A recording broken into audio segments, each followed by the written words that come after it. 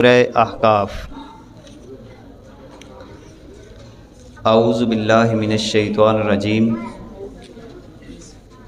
بسم اللہ الرحمن الرحیم۔ حامیم، تنزیل الکتاب من اللہ العزیز الحکیم۔ ما خلقنا السماوات والارض وما بینہما الا بالحق واجل مسمی والذین کفروا عما انذروا معرضون۔ صدق اللہ العظیم۔ سورہ احقاف یہ مکی سورت ہے اور کچھ آیات اس کی مدینہ منورہ میں بھی نازل ہوئیں۔ اللہ رب العزت نے اس سورہ پاک کے اندر بھی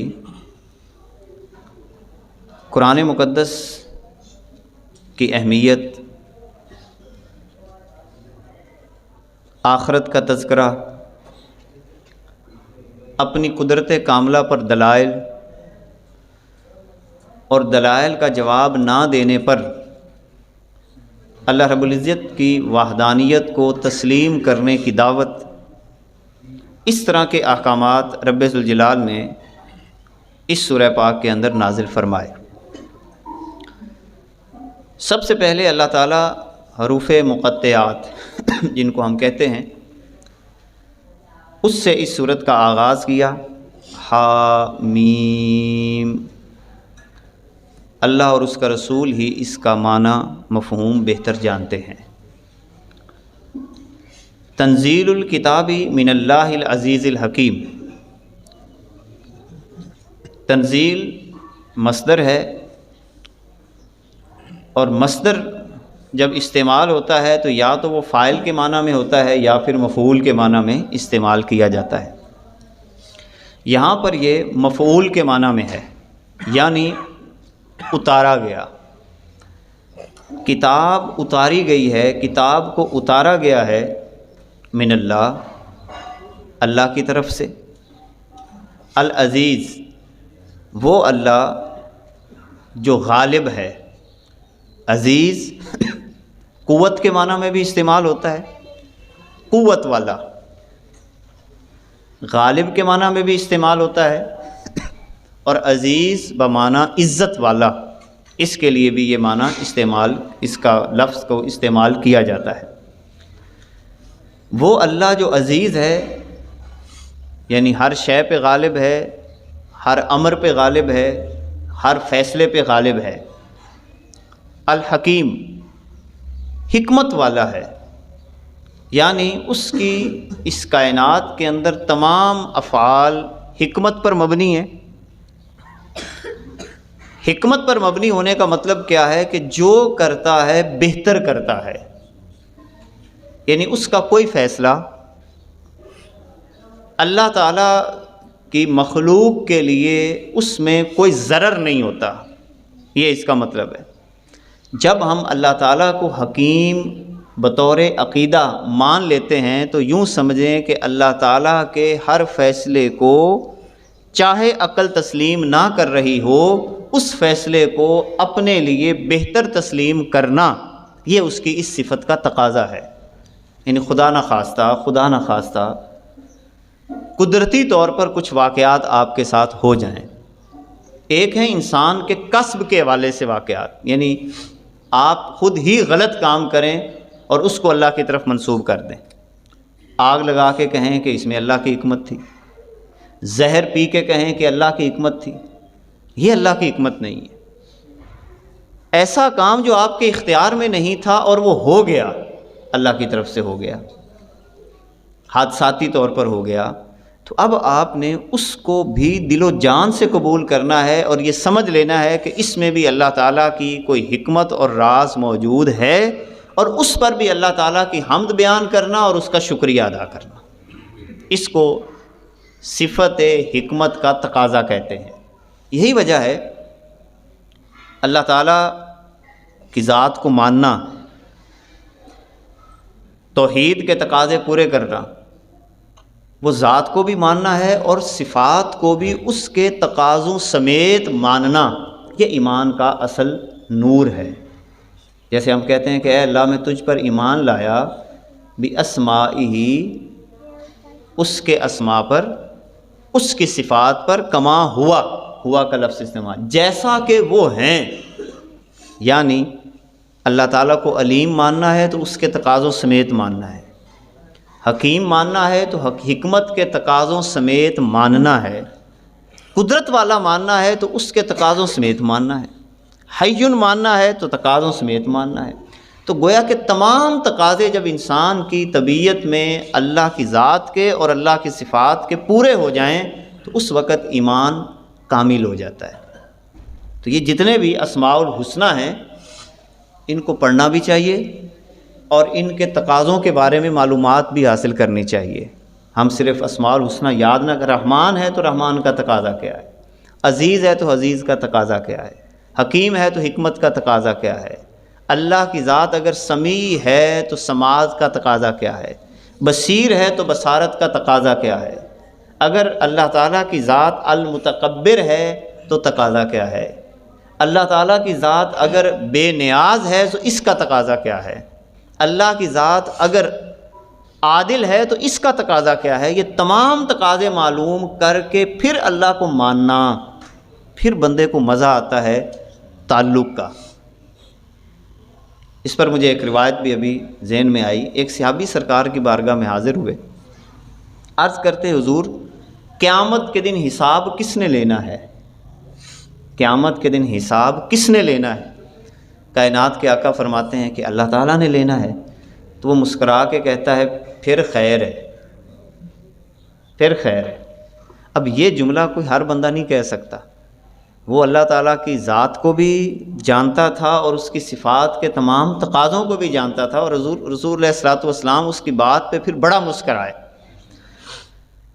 اچھا، اب یہ بات کیوں کہی جا رہی ہے سورت کے آغاز میں؟ کیونکہ بعض احکام ایسے تھے خاص طور پہ مکی دور میں کہ جو صحابہ کرام رضوان اللہ علیہم اجمعین کو ظاہری طور پر بعض دفعہ سمجھ نہیں آتے تھے کہ کرنا یوں ہے، حکم کچھ اور آ رہا ہے۔ جیسا کہ اللہ تعالیٰ نے مکی دور کے اندر صبر کا حکم دیا، حوصلے کا حکم دیا، انسان مشتعل بھی ہوتا ہے، غضب کی قوت بھی پیدا ہوتی ہے، مگر یہ ساری چیزیں پیدا ہونے کے باوجود اب یہاں پر کنٹرول کا حکم دیا جا رہا ہے۔ بلکہ اللہ تعالیٰ نے اپنے محبوب علیہ الصلوۃ والسلام کو یہ ہدایات باقاعدہ عطا فرمائی ہیں وہاں پر۔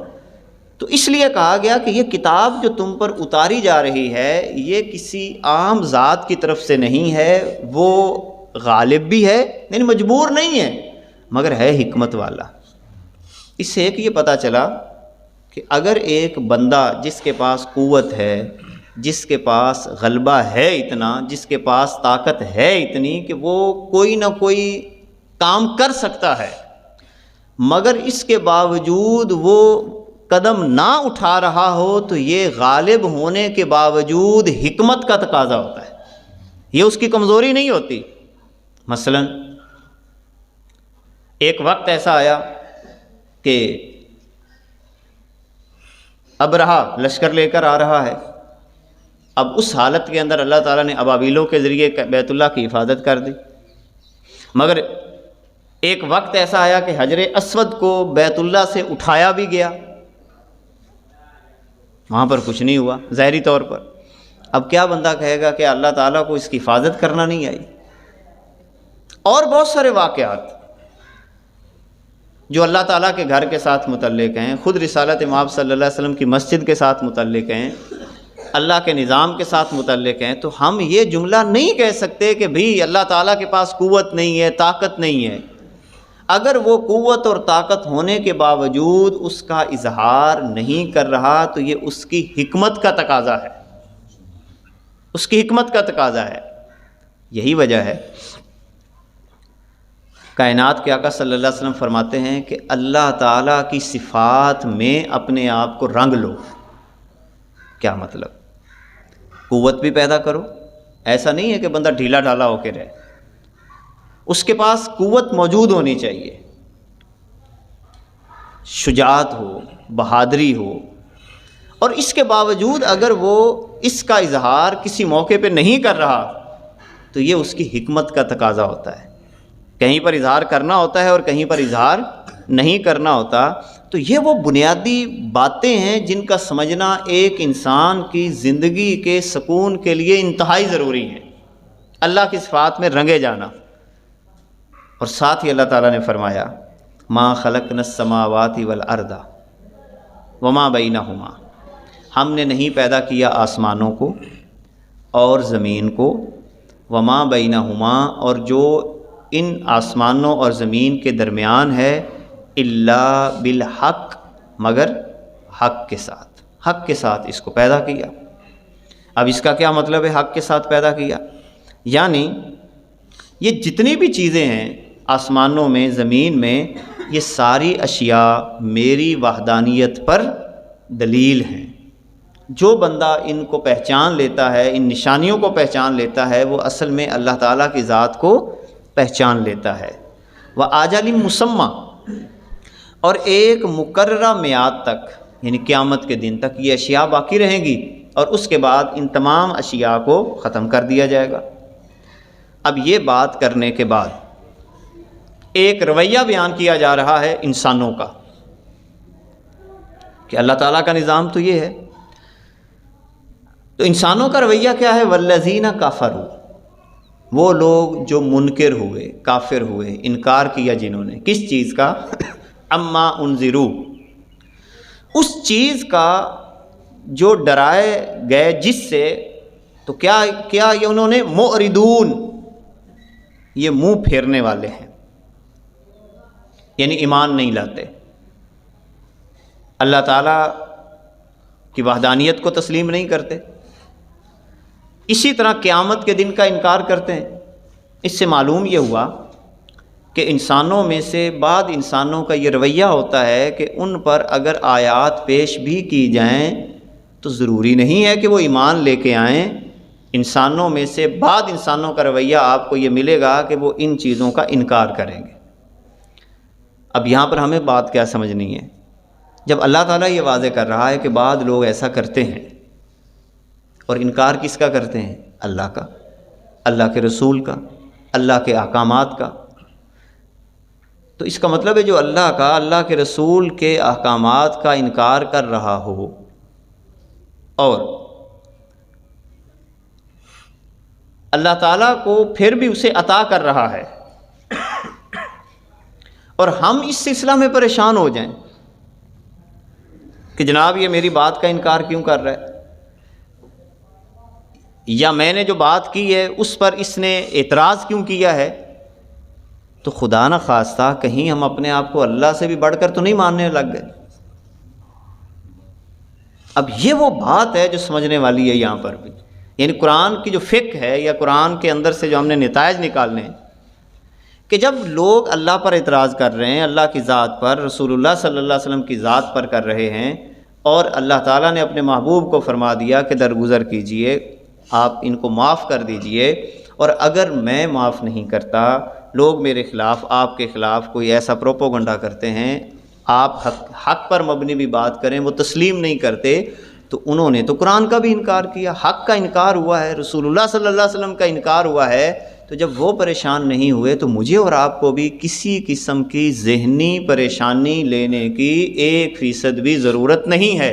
ہر بندہ اپنا راستہ منتخب کرتا ہے، بات سادہ سی ہے، بھی آپ اپنے راستے پہ چل رہے ہیں تو بس چلتے رہیں، اور جو جہنم کے راستے پہ چلنا چاہتے ہیں آپ اس کو چلنے دیں۔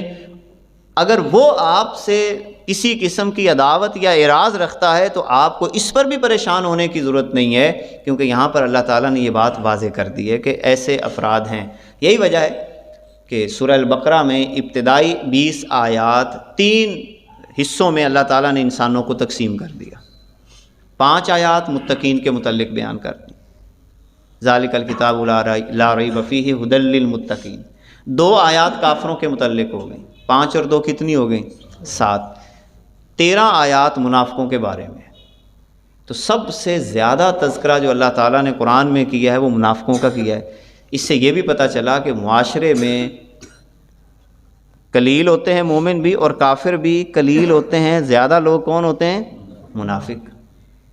تو لہٰذا یہ انداز بھی اللہ تعالیٰ نے جب قرآن میں بیان کر دیا ہے، تو جب 3 حصے خود قرآن بیان کر رہا ہے تو ہم یہ کیسے دعویٰ کر سکتے ہیں یا کیسے یہ ذہن پر زور لگا سکتے ہیں کہ نہیں سارے ٹھیک ہو جائیں؟ یہ تو نہیں ہو سکتا۔ بھئی آپ اپنا کام کرتے رہیں بس، اور آپ اپنا دل مطمئن کریں کہ آپ اللہ کی بات کر رہے ہیں، اللہ کے رسول کی بات کر رہے ہیں۔ بھلے سے ایک بندہ بھی آپ کی بات کو تسلیم نہیں کرتا، تب بھی کوئی حرج کی بات نہیں ہے، اللہ تعالیٰ تو اس کو دیکھ رہا ہے نا۔ آپ کا تعلق اور آپ کا رشتہ اور ناطہ صرف اللہ کی ذات کے ساتھ ہو۔ قل ارائیتم، اے محبوب آپ ان سے کہہ دیں، بھلا تم بتاؤ نا۔ ارائیتم سوال کرنے کے لیے استعمال ہوتا ہے، بتاؤ نا تم، ما تدعون من دون اللہ، کہ اللہ کے علاوہ جن کی تم پوجا کرتے ہو، بلاتے ہو، ارونی دکھاؤ مجھے، ماذا خلقوا من الارض، جن کو تم اللہ کے علاوہ اپنا معبود مانتے ہو، دکھاؤ مجھے کہ انہوں نے زمین سے کوئی ایک ذرہ بھی اگایا ہے، ایک ذرہ کسی نے اگایا ہو تو وہ بتائیں۔ ام لہم شرک فی السماوات، یا آسمانوں میں ان کا کوئی حصہ ہے، کوئی کسی قسم کا حصہ، شرک نکرہ ہے، کسی قسم کا کوئی حصہ ان کا آسمانوں میں ہے؟ ایتونی بکتاب من قبل ھذا او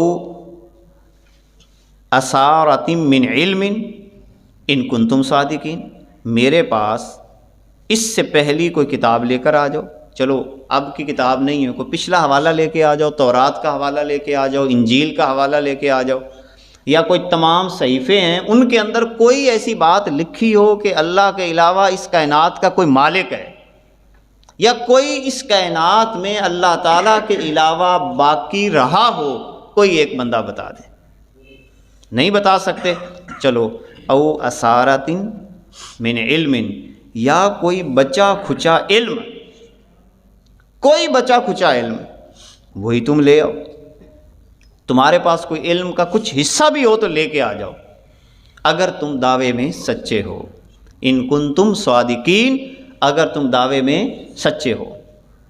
ومن اضل، اور اس سے بڑا گمراہ کون ہو سکتا ہے، اس سے بڑا گمراہ کون ہو سکتا ہے، ممن یدعو من دون اللہ، کہ جو اللہ کے علاوہ ایسوں کو مانتا ہے، ایسوں کی پوجا کرتا ہے، من لا یستجیب لہ الی یوم القیامہ، جو قیامت تک اس کی بات کا جواب ہی نہیں دے سکتے، وہم عن دعائہم غافلون، اور انہیں ان کی پوجا کی دعا کی خبر ہی کسی قسم کی نہیں ہے۔ وَإِذَا حُشِرَ النَّاسُ كَانُوا لَهُمْ أَعْدَاءً، اللہ اکبر، جب لوگوں کا حشر ہوگا وہ ان کے دشمن ہوں گے، یعنی بت، یہاں صرف بت مراد نہیں ہے، بت اپنے پجاریوں کے دشمن ہوں گے، یعنی جن کی پوجا یہ دنیا میں کرتے رہے، جن کے کہنے پہ غلط احکامات صادر کرتے رہے، تو یہ ان کے کیا ہوں گے؟ دشمن ہوں گے، اور کیا کہیں گے؟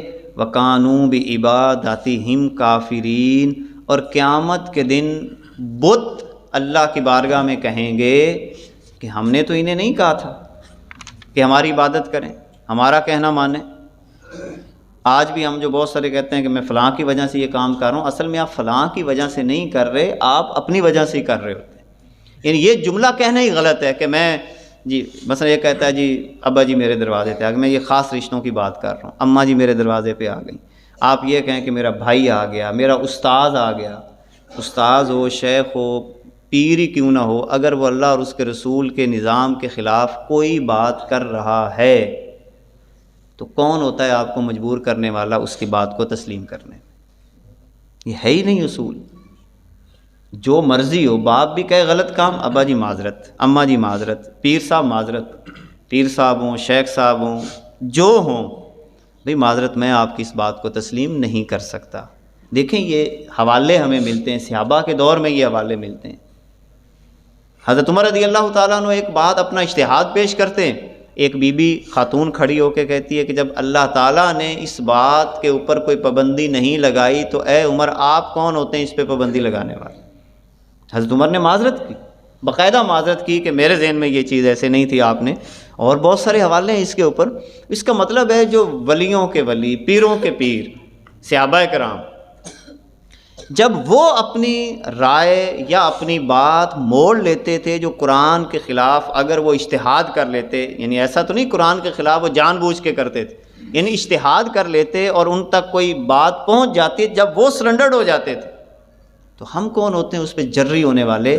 لہٰذا یہ لوگ جو یہ کہتے ہیں کہ میں نے فلاں کی وجہ سے کیا، فلاں دروازے پہ آ گیا، قیامت کے دن جن کا میں اور آپ حوالہ دے رہے ہیں کہ فلاں کی وجہ سے، قیامت کے دن یہی اس چیز کا انکار کر دیں گے کہ ہم نے انہیں کوئی تھوڑا کہا تھا کہ یہ کر۔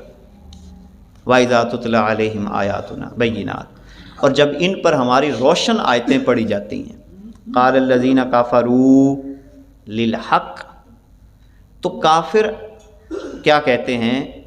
اپنی طرف سے کہتے ہیں، حق کو کہتے ہیں، لما جاءہم، جب ان کے پاس حق آ جاتا ہے، ھذا سحر مبین، یہ تو بس جادو ہے، بس جادو سا ہے، پتہ نہیں یہ کیسی باتیں، ہم ان باتوں کو تسلیم نہیں کرتے۔ یا کیا کہتے ہیں؟